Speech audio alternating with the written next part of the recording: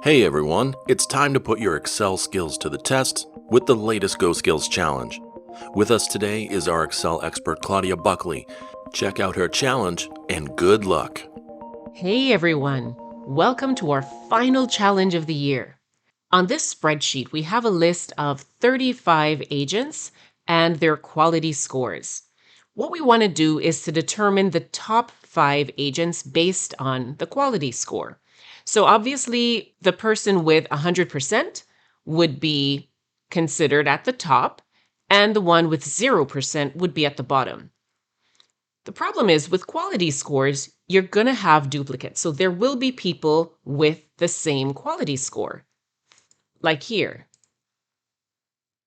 So what do you do for a tiebreaker? Because remember, we're trying to determine who are the top 5 and what happens when you have more than one person with the same quality score. What do you use as a tiebreaker? There are a couple of methods that you could explore for this.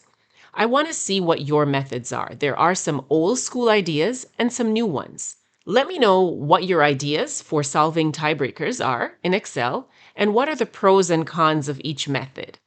I have a couple of my own. I'll share them with you in our solution next week. See you then. So, do you have what it takes to successfully complete this challenge? To get started, click on the link in the description and download the files you need. Let us know your progress or any suggestions you might have in the comments section below. Or even better, join the GoSkills Slack channel and chat with other Excel pros about your approach. Link in the description. And if you want to know Claudia's solution, subscribe to this channel. And when we release the solution video, you'll get the full step-by-step rundown of how to solve the challenge. So good luck, everyone.